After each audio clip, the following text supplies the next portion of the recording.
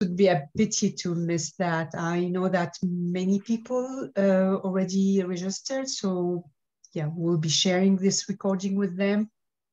And I will be very brief. I'm the coordinator of the Community of Practice at INEE, and as part of the activities of the community, we try to organize conversations and let's say meetings and events co-led by the members and co-organized by the members. And I'm really very happy that we managed to bring together our colleagues from Ukraine and based all around the world to tell us about their experiences. And just to give you a link for those who don't know the Community of Practice, we have the link here. I don't want to take the time of our colleagues, and if you are curious, you can go to this page and get more information and eventually join us, where we have a platform also for to connect everyone on Slack. So this is what I would like just to share with you, and I leave it now to Anatoly to present the team on this call and moderate for all of us. Thank you very much. Over to you, Anatoly.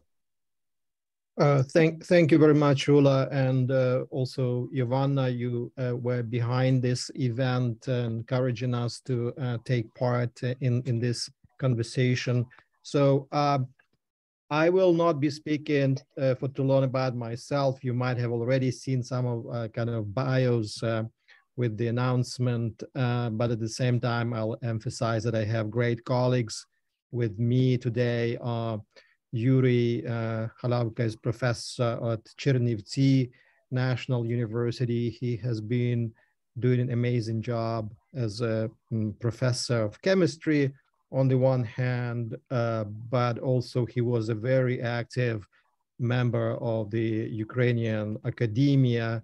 He put together the one of the most influential, I would say, Ukrainian Facebook pages, which attracts more than 30,000 members from around Ukraine and also from outside of Ukraine.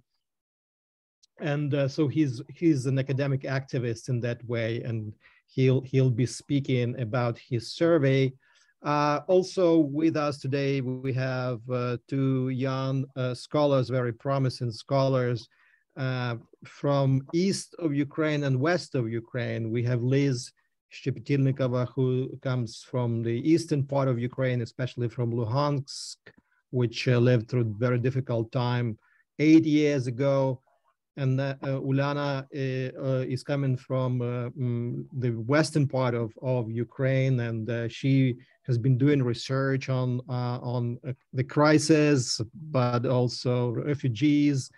She worked for the UNESCO, and both of them are doing some significant research now on reimagining the higher education sector in Ukraine. So we have agreed that each of us will speak for a little while. So Liz will begin with introduction about the higher education system, and then Uliana will speak about the beginning of the war, which was in 2014, not this year, but 8 years ago. So she will speak about the changes in the system, displacement, and everything else, studying from 2014. And then Yuriy will speak about the most recent developments in which are taking place in Ukraine. And afterward, I'll make some brief remarks, and we'll open the floor for Q&A, comments.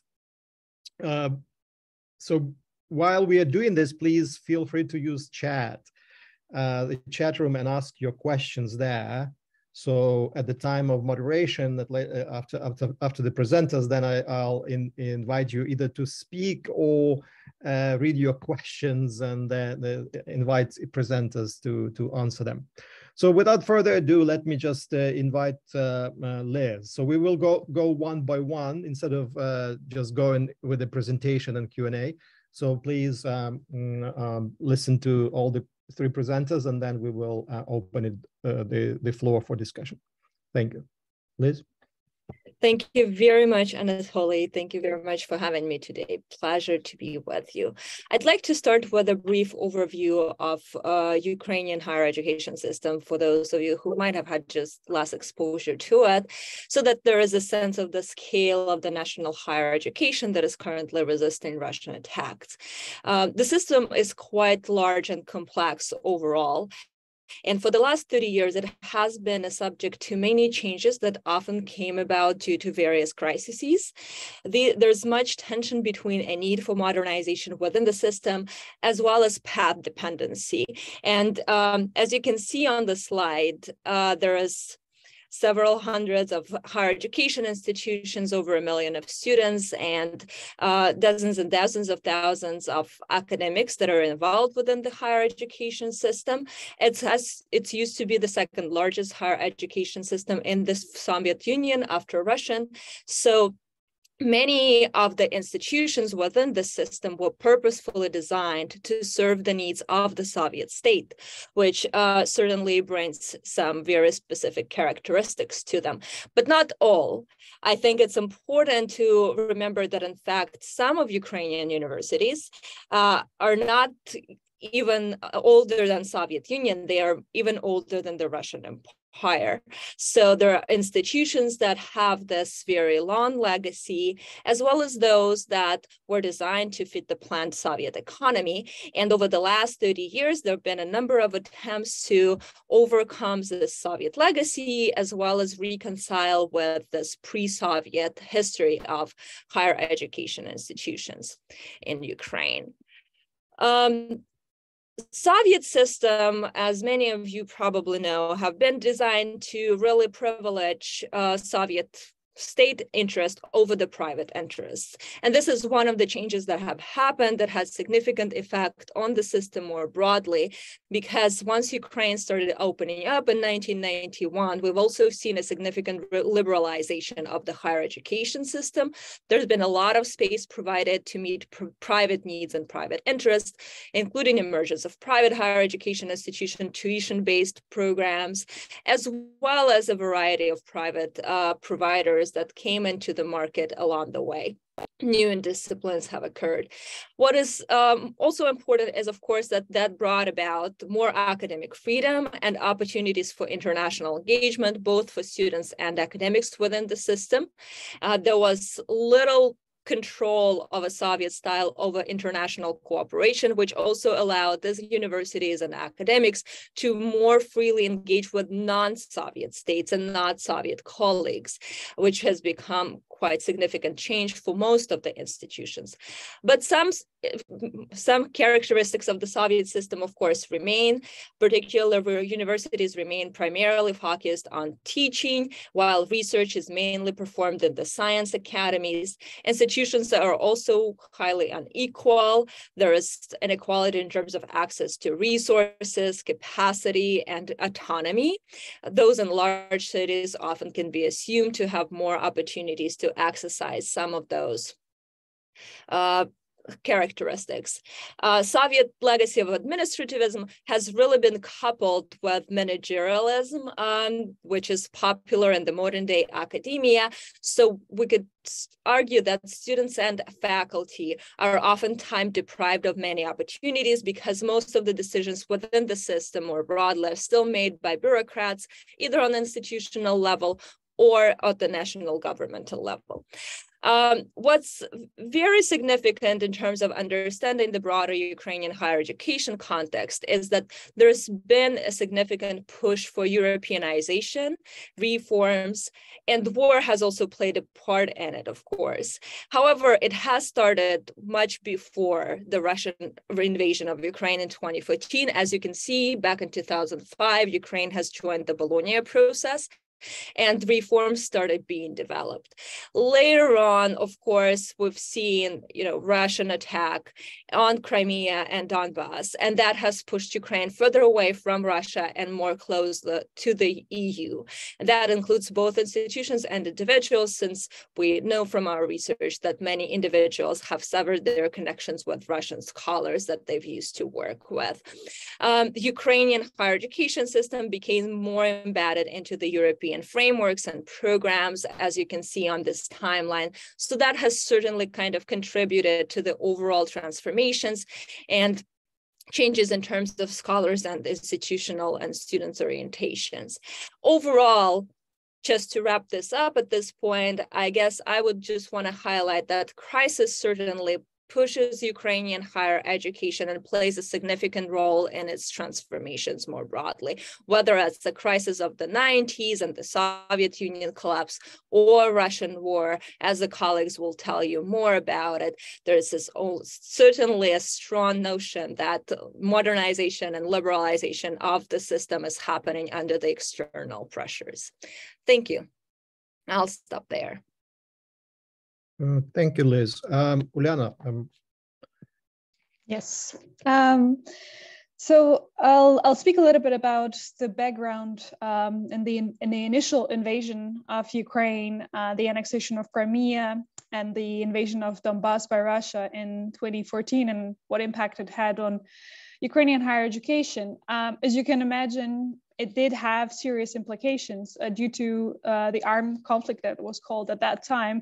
18 public higher education institutions, 2 private universities, and 11 higher research institutes were displaced from conflict-affected regions. And in the end, it led to more than 40,000 students, 3,500 academics displaced. In total, there's an estimate that it led to the loss of about $4.9 billion of educational infrastructure to Donetsk and Luhansk regions. And although there was massive impact, nobody really knew much about it besides Ukraine. So in 2018, I conducted my research titled Ukrainian Higher Education in the Time of Armed Conflict. And then I visited 5 displaced universities in Eastern Ukraine to record firsthand what impact the armed conflict, the war essentially of Russia on Ukraine had on universities, human resources, physical infrastructure, but also functioning operations and reputation. And when it comes to, I would like to present a few accounts from these interviews that I conducted in displaced universities. So when it comes to impact on human resources, as you can imagine, in the early months of the conflict, university employees and students started fleeing the cities and universities that were in Eastern Ukraine. However, it was challenging due to the constant shelling and bombing on the front line. And universities were physically under series of attacks before students and staff essentially could evacuate. And as one, for example, Dean mentioned, I traveled along the front line where the shelling was taking place, and I was worried about my life. I was able to only take the university laptop and the university stamp with me, but I didn't know if I could cross the border. Another teacher said, a student who studied at my faculty and went out of the basement where he was hiding from shelling told me that he didn't do his assignment. I told him to forget about the task and hide in the basement. I was very scared for his life. So back then, each displaced university left basically a duplicate university on the occupied territory of Donbass. And about 1/3 of employees and students attended these and stayed at these duplicate universities for various reasons. We don't know. That effectively meant that the displaced universities were in some cases able to retrieve only 2/3, sometimes even less, of their students and staff. Then moving on to the impact on the infrastructure, which of course you can imagine was serious because these universities had to relocate. So the operation of the displaced universities in the conditions of armed conflict became almost impossible because universities did not have the essential equipment. The losses were unusually heavy for applied science universities who lost their laboratory facilities for natural sciences, for engineering sciences. Likewise, there was a lack of resources for research activities and limited access to libraries. As one of the director of the research institutes pointed out, he said, we were able to restore material and technical infrastructure at about 10 to 15% only. This was solely due to humanitarian assistance. Here in the new city that they evacuated to, our laboratory facilities are restored only for education of first and second year students, but not more. The money that we get from self-paying students is all spent on covering the rent of the education buildings. When it comes to the impact on the operations, almost all displaced universities have resumed their educational and research activities at about 5 to 6 months after the initial invasion in 2014. But the impact of conflict on operation institutions, of course, was intertwined with the loss and heavy damage on the infrastructure. However, there were some highlights and I guess innovations that because of the displacement, it led to the use of some innovative practices at that time. For example, teaching online that was not popular at that time worldwide, still as a normal practice. So one of the deans said, for example, it became a big advantage for us that the university has been trying to introduce the distance learning and online learning in practice before the initial invasion. We had that practice in place to perform better communication with some of our university branches. Besides, it became a tremendous advantage for us during the evacuation because we could resume our operations. And after speaking to some of the universities that suffered second displacement in 2022, we saw that the use of technologies and online learning really played a lure into how quickly they were able to resume their operations. And lastly, there was a serious impact on the university's reputation. And reputation of a public organization is probably the least thought of a consequence of crisis, yet one that causes the most harm to organizations' viability over a prolonged period of time. Basically, the war scattered at that time 18 public universities across Ukraine away from the reliable infrastructure, shattered their reputation that has been basically very challenging to recover. The evacuation had severe impact on the university enrollment prospects, quality and quantity of entrance, partnership opportunities, and created unfair conditions for competition in the regional space.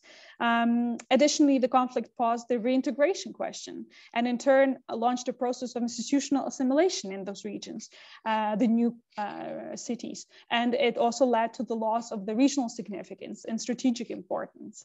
One of the deans of the displaced university mentioned, we had formed a public image in the city where we evacuated from, where we had different generations of students studying at our universities. But here for this region, we are new. And if we raise the bar for admissions, we would be effectively knocked down by local competition. Of course, we need quality, not quantity, but the best students do not come here. But if we teach less students, this could mean laying off the teachers. So you can see the challenges that these displaced universities were going through. And currently, of course, these challenges and damages have multiplied, and the figures and the damages are much grimmer, and the effects on the higher education system are much greater. But hopefully this review of the past can also give us the sense of possible challenges that a higher education system in Ukraine is going through in the time of full-scale invasion. Thank you very much. Thank you, Uliana. Great. Yuriy, it's great that you were able to connect. Yuriy doesn't have consistent electricity. If he disappears for some reason, then we will try to kind of find some substitute. We have some video from him, but luckily he is alive we have him kind of in this session alive. So Yuriy, please share your results with us. Yeah, I'll try to open presentation now. I'm afraid you won't see me, but it should work. So just let me try. Should see my screen at the moment, and now you should see some slides. Yeah. Just let me know if it works well. Yep. Does it? It's fine. Yeah. It works. Yep. Yes. Yeah. Okay, great. So I will talk more not about higher education only, because our initiative and our results about the survey we did is focused on the researchers basically. But as we know from our statistics, we have here more than 60% of university people in the survey. So it's fairly representative within the context. So just keep this in mind. And yeah, our initiative started actually when this large invasion began. And we tried actually to focus on the help and also on the vision how to support people who stay in Ukraine, because we felt and we know that there are a lot of people who were in higher education and in science in Ukraine. They stayed in the country due to different reasons. First, the men are not able to leave country due to the law for prohibition. Then also not everyone was able to leave due to some relatives and someone they need to care of about, and that's why we have really a lot of people who stayed in the country. So we wanted to focus and to address attention of foreign communities, first of all, on the help and on the collaboration with people who stayed in the country. And it's a variety of people and organizations involved in this survey, and we had like 2 waves. First one was in April, so just months after the invasion started.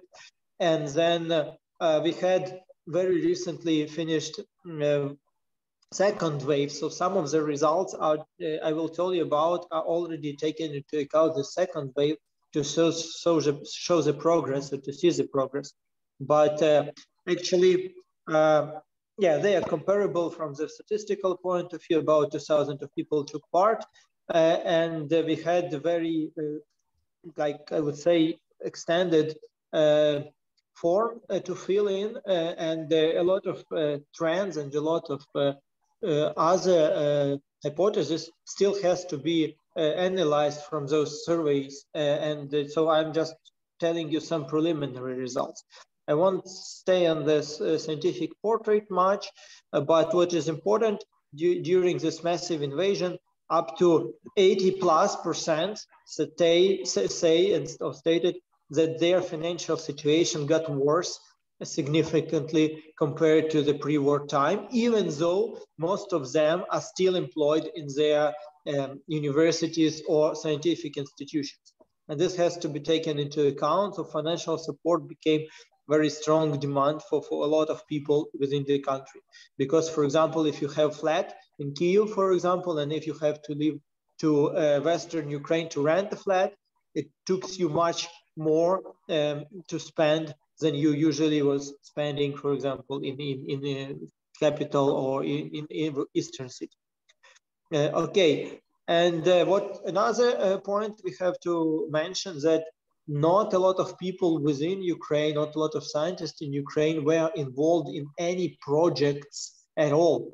So they were, some of them, about 1/3, were involved in some European and international projects. Some were involved, it actually could overlap those figures. So some of them were involved in Ukrainian project-based financial supports. Only about 10 to 12% had some collaboration with business. So whenever a lot of offers which were presented towards Ukrainian refugees, for example, abroad, were on competitive basis or in cases of project contribution, it was quite difficult for them to adopt, especially in such stressed conditions. And you see here, more than 2/3 or about 2/3 of people didn't took part in project at least recently. And it is important to say that still most of the people stay in Ukraine. So only in the first wave, what we observed, we had about 15% of people who moved abroad. And it has to be noted that about 50% or 30+%, let's say, moved within the Ukraine. So they were kind of resettled, but they were resettled within Ukraine. So not only minor part went abroad, actually. And what we see now from the second wave already, that this wave that moved abroad, actually, it decreasing. So we know that people are returning back already. And the main point and main reason for this is Kyiv, where most of really scientific institutions are located. There are other reasons. For example, some legislative limitations that people cannot, for example, stay away in other country for a long time. For example, if they are not employed or if there is no agreement between host university and between university where a person works. So they cannot stay away for a while, for a long time. So it's limited in time. So people afraid to lose their job and their position, so they also returning back. And this has to be taken into account. Again, people say that only 1/3 of them can perform their research activities as well as they had before the war. So vast majority says there are issues with this. And the main problem was actually, I don't feel safe. It's main important, but also physical presence in the laboratory, for example, was an issue, and some technical reasons, for example, constant interruption with connection and so on. And what is important now, what we see now, that actually because now we have a period of massive rocket launches and drone attacks on the country infrastructure, and electricity is very often off in major cities as well. So what we see now is that this demand for the constant internet connection is making very big impact. So actually, if you see here, people say that actually people cannot do it now because a lot of things are kind of changing because they don't have stable internet connection. So this is one of the conclusions we have to see. Okay, sorry. And this you can see from this table. Actually, at the beginning, before massive launching, the problem with safety or internal feeling of to stay safe was the main kind of issue for people. And now the technical reasons became more and more important at the moment. And when people talk about needs, we have two types of needs that we assessed. Actually, one was a personal needs, and here financial support is main problem, people say. And when we talk about research activities, it's very interesting that people actually wanted more research projects to have in near future than right now. So people understand that they cannot participate very productively in the research projects at the moment. But people, as I like to say, we need more hope than help. So people really need to see the future, a near future, that they will be employed for a while, or they will have a project for quite stable time or something like this in the near future, even that now they are suffering. And this is kind of interesting point, and we wanted to stress on this all the time, that we really need programs also for international support and some other things that will be focused not only on the immediate support of the scientists within and outside the Ukraine, but also for near future, like 1 year perspective, maybe 2, 3 would be even better. So this has to be necessary. Of course, access to scientific literature, but a lot of publishers opened this access nowadays, so it's not a problem at the moment. Also communication could be done and so on. Mobility programs are still running, but this demand for research projects in the near future and right now, because also Ukrainian projects were suspended for a large extent, this one of the main need in terms of research activity for scientists, but also for university people as well. And when we talk about personal need, I already mentioned that sometimes, for example, taking the timestamp from 1st of November, it's already stable energy and internet access became main and important demand when all those infrastructure attacks started. A lot of people would like to volunteer and would like to participate in projects focused on the strengthening, rebuilding Ukraine, or strengthening scientific, maybe some also protection, defense capabilities, still, even though they experience problems in their normal activities as well. So people still would like to help and to contribute. And a lot of people facilitated this survey. Actually, they focused on that. And so I would like to say thank you to them and to all of you for listening, and feel free to ask me questions. Thanks a lot. Thank you. Thank you very much, Do you Yuriy. still need slides? I think at this point, probably not. No. Okay, I will stop. If there are some issues, then I will show them again.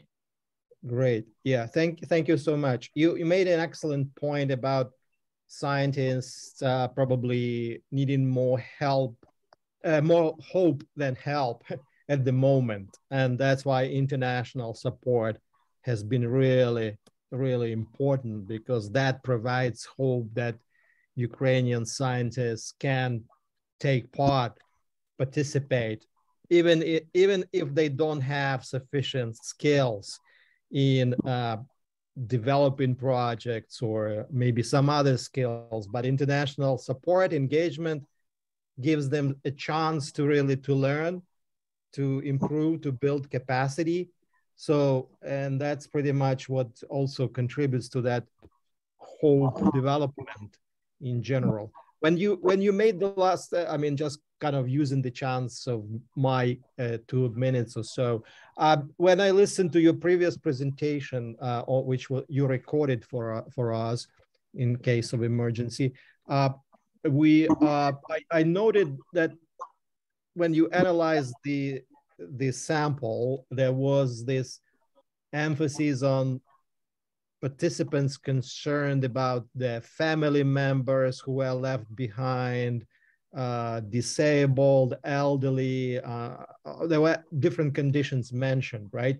And this was like, when you analyze that sample, I noted that it was like emphasis on this kind of strong sense of social responsibility in many ways, which defines the Ukrainian academia as something probably unique or very different from maybe other systems. From my point of view, as I am engaged in comparative research, let us say, and probably explains a little bit of this kind of social resistance or the movements that were taking place in Ukraine over the last 20 years or maybe more, and in terms of this social resistance, in terms of feeling of social responsibility.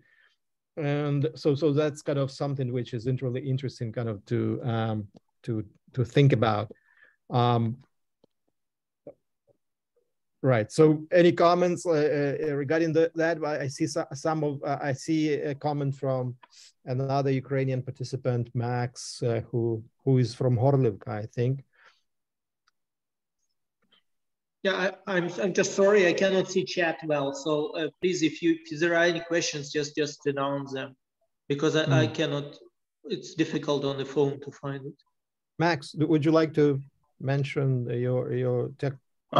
Yeah, thank you, Anatoly. Yeah, it was more of a comment, and interestingly that when Uliana was talking about the situation, I started writing this comment, and then while I was writing, she mentioned the duplicate universities.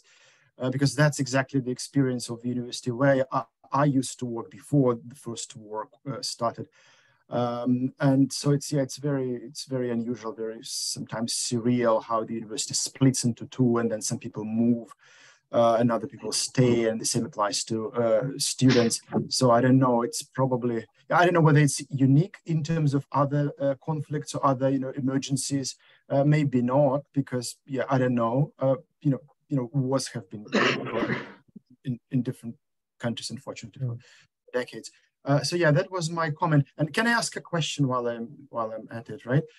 So, and I think I asked Anatoly a variation of this question several months ago, but then of course new data emerges and things change. The situation is very fluid, I think. Because of and Yuriy's data, the survey data about scientists from Ukraine, how they move abroad, some of them, and then return back. So, and so it's sort of a question to everyone, right? Do you think that this, and also Liz mentioned that Ukrainian education system changed as a response to different crises. So, do you think that because of the current crisis, very severe crisis, maybe existential crisis, at some in a way, it will kind of influence the internationalization in Ukrainian education as well, like so kind of forced internationalization, like almost like forced migration. So it will become more embedded in international systems, you know, due to those people and links moving to and fro and so on. Yeah, thank you. Yeah, good question. Does anyone want to start on change and internationalization? To what extent that kind of process of cross-border or cross-province or may I? Yeah, Yuriy. Sorry, what we experience also from our surroundings and my colleagues. So first of all, we have to keep in mind that not everyone who moved abroad from Ukrainian science or education stay in the universities there or doing science there. There are some people who have refugee status only, and it's not necessary, and they not always can easily find a place within the programs offered to them. So from the terms of cross-cultural communication, from the terms of being somewhere abroad, improving language skills and so on, it should be fairly sure that people will gain those skills in such stressed manner. But I would say only limited amount would benefit a lot, for example, from staying abroad. First of all, because a lot of people who found positions abroad, they already had huge abroad experience. So most of my colleagues who found scholarship or something else, but maybe one or two, they already had such experience, because a lot of people were announcing places in their positions as usual. So in their groups, okay, please provide some of your CV, provide some of your works and so on. And even if it was not very competitive, still most of the people who applied, they already had some kind of experience. So of course they will gain more. They will be more sure, they will be more kind of skilled in terms of staying abroad for a longer time, because some of them just had very occasional exchanges and so on. So in that term, I won't be very much kind of optimistic in terms of, okay, a lot of people moved, so maybe when they come back, they will bring something new. Most of who moved already, they had such experience at one point. And the second one, not everyone who moved will gain such experience due to their circumstances, positions, and so on. Thank you. Okay, thank you, Yuriy. And I know Liz has also a comment.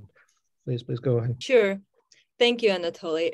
Thank you, Max, for the question. So I think there are several components to thinking about this question of forced internationalization.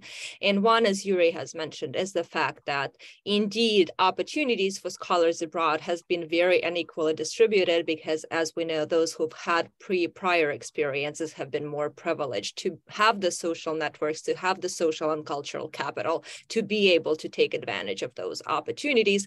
And system is obviously, has been set up in a way that most of those opportunities have emerged in the West, where you had to be certainly competitive to and understanding kind of the Western rules of the game in order to fit in.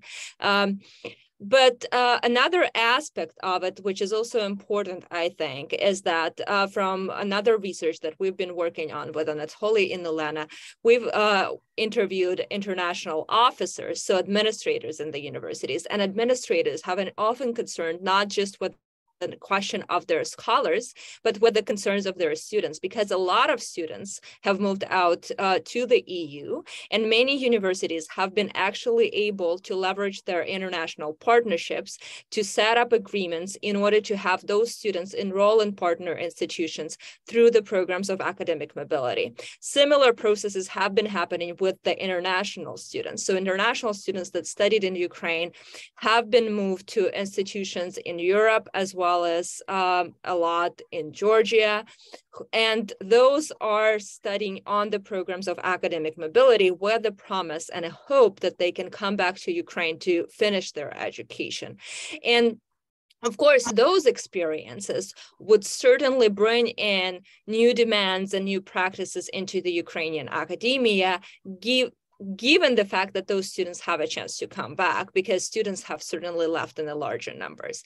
But there's also another kind of side of the coin, I think, to this, because as we think about this forced internationalization, I think it's also crucial to think about what does it do to the universities that are hosting Ukrainians, both students and scholars.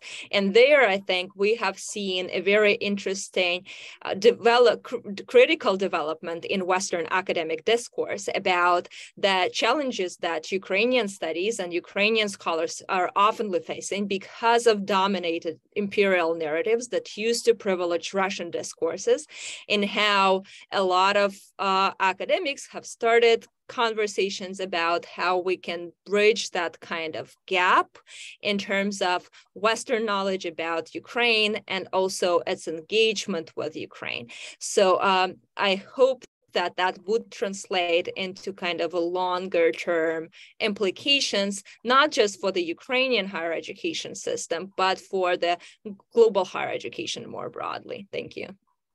Excellent. Great. Thank you. I see hands raised by Ula and Christopher. So maybe we'll invite both of them ask questions and then engage with the answers. No, I leave it to Christopher, and then if there is time. Thanks very much. Very interesting question that Max raised.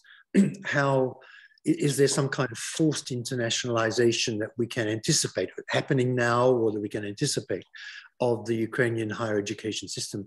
I'm reflecting back now on the the current phase of the conflict.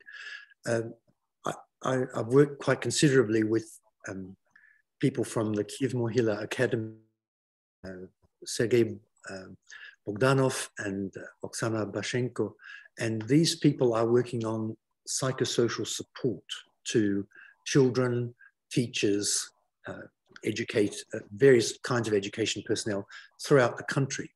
And they received considerable support, not in the form of a kind of an imposition, but they reached out and they were supported via UNICEF, but also through academic colleagues with greater experience of, let's say, to be honest, Western standards of research and methodologies. They got great help from Columbia University people in ways of measuring impacts in child protection and in psychosocial support to children and all kinds of populations. And they entered into research partnerships and training partnerships, and it was a tremendous enrichment of the quality of their work, and therefore the impact of their work, because they were funded by UNICEF to go and actually train large numbers of school psychologists and school teachers, head teachers and so on. There was this, because they were working in an area that was of interest to an international institution such as UNICEF, and because their work had a positive impact in response to the ongoing conflict since 2014, they were able to get support. Now, whether an academic working on, Slavonic literature or, some less apparently useful, I'm very careful to say that, less apparently or immediately useful fields, would they also receive that kind of strengthening of capacity? I don't know. They're also very willing. They were not too proud to say, oh no, we are the best in the whole of Europe. We don't need your help, Americans. It wasn't that at all. They realized that if they wanted to make an impact within Ukraine, they needed to be able to measure, they needed to be able to design programs that would have the fruit of the best global experience. It wasn't a kind of an American imperialism or anything like that at all. Sorry, long, but your very good question, Max, and interesting responses from Uliana and Liz kind of prompted me to give that example. Thank you. Yeah, excellent. Thank you very much, Christopher. So it's kind of, I wasn't a witness to one exchange where the president of Kyiv-Mohyla Academy, Serhiy Kvit, made a presentation, and a Syrian scholar was taking part in that webinar, and the president of Mohyla Academy was making this a day before the war, And this Syrian scholar connected with the president, gave him advice and provided some seminars on how Syrians were providing emergency help and provide some practical advice in terms of what needs to be organized during crisis management. So sometimes this can be accidental, really, just kind of, not necessarily based on established kind of contacts and so on, but, this kind of outreach, immediate help, desire to help, it can be also an important part. I mean, this may be phenomenal, it may be not really an established practice, but in general, that's, I guess, that can happen too. All right, Ula, would you like to, because we have a chance really just to interact, yes. More questions, engage. Yeah. Yes, thank you. So since you mentioned Syria, but maybe we are not talking about the same Syrians, let's say. I have two questions. In your research, Yuriy, or in the survey, or even, or in general, your peers and your colleagues, is there any language barrier? So for those who were pushed into exile, is there any language barrier that prevents them from easily engage and find jobs, and because this was one of the main... Well, there is certainly a barrier, and it could be, I mean, not only English, because some of them appeared in some communities where you need other languages in English as well, like Polish and some other things. And as you see, I mean, most of them experience this twice. So they experience it, for example, in the social way, because they have to live with a daughter, for example, in Berlin.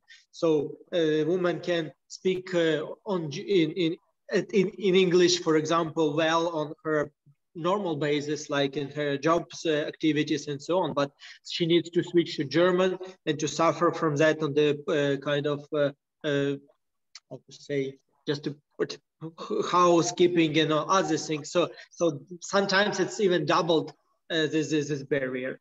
And of course, I mean, we had this problem with English in academia. It was slightly increasing and improving.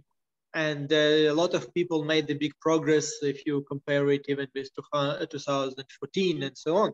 But still, it's not enough, and there are issues. But so I would say it's one of the major problems as well. Okay, thank you.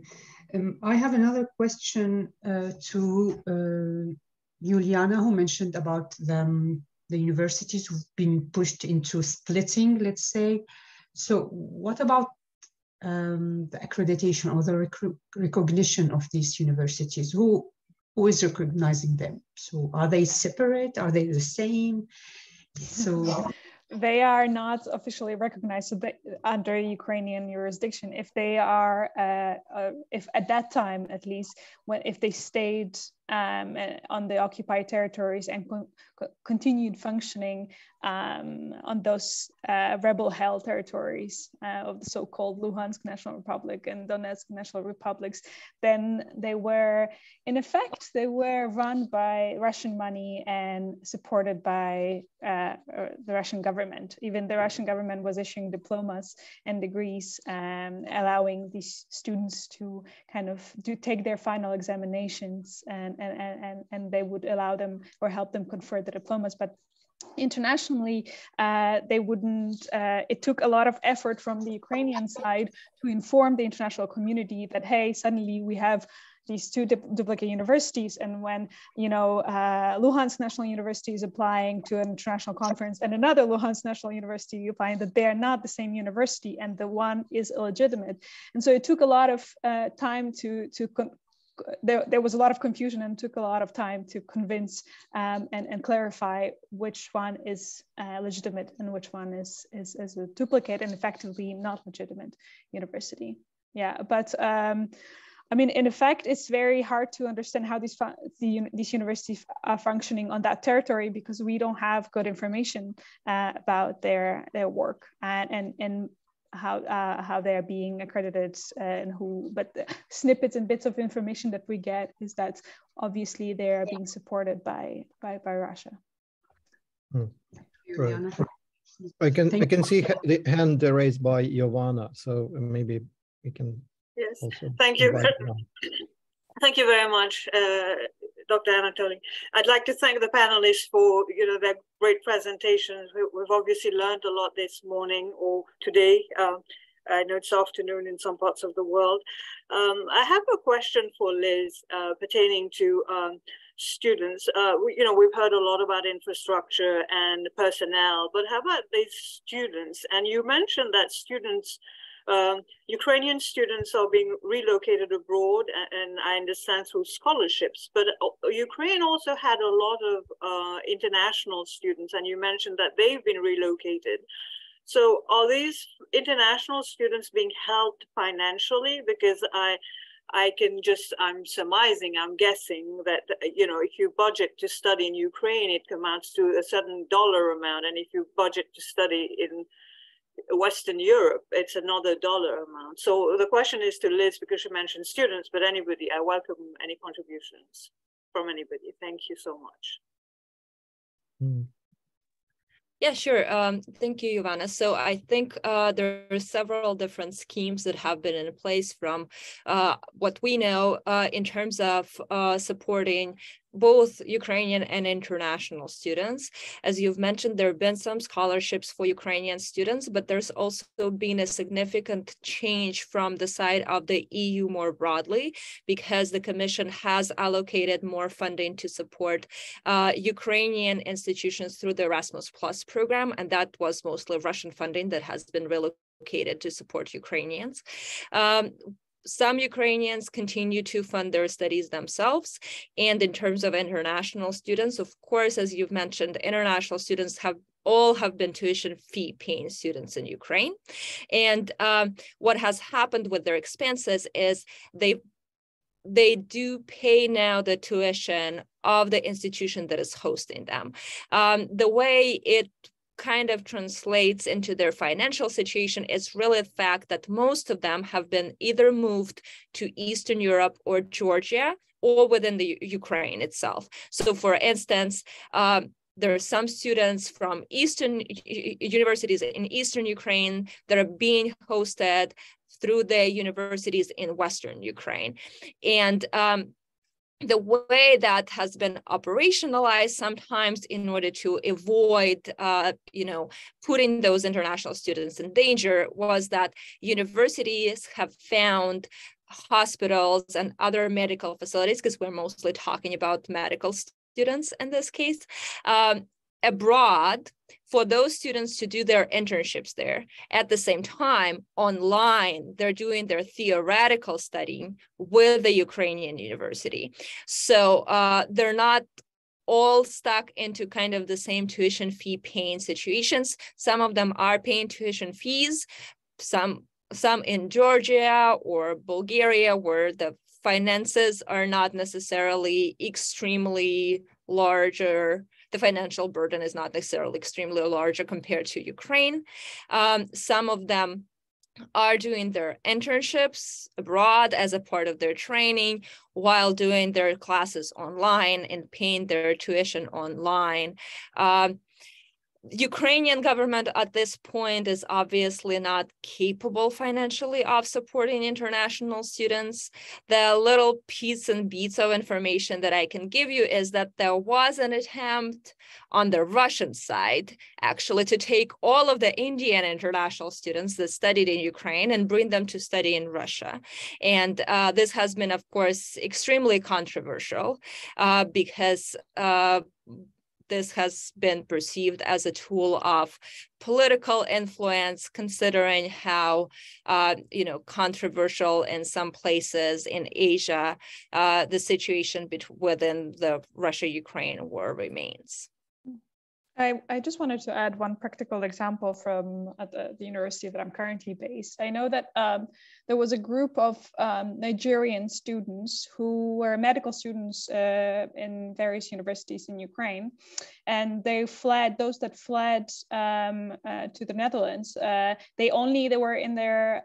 So I'm specifically speaking about a specific group of students who were in their final year and needed a few more credits to basically graduate and get a degree. So the university implemented this so-called inclusion program where they finance they allow them to take the remaining degrees in the university hospital, the UMC Utrecht, where they could essentially, and they have discussed that with Ukrainian universities, where these credits would be recognized by the Ukrainian universities so that they could get their final degrees from Ukrainian universities, but essentially they finished their remaining credits in the university hospital in the Netherlands. So there are very different schemes, and they differ by countries as well. Right. Yeah, okay, thanks. Thanks everyone. I can see that we have pretty much reached the kind of the 1 hour limit that we have set for this webinar. I'd like to thank everyone for your contributions, but most importantly, I'd like also to say a big thank you to Ula for having organized this event. She coordinated this well, encouraged us, kept us all aligned for the presentations, and stayed in touch with Yuriy, and thanks very much. And Yuriy in particular, I want to thank, because it took also this kind of, you know, effort and time during the war period without electricity very often, and so it's kind of makes it kind of urges a big thank you to you too. I mean, and also Uliana and Liz. Thanks very much. Ula, would you like to, because you are the host of the event, so I'm really very happy that we managed to have this event with all of you, and especially with Yuriy. I can tell everyone that he gave even double effort, because he's prepared the recording in case he is not able to join. He has the slides, and he is working on the survey with his colleagues and peers. So thank you very much, and I can understand the stress and the pressure.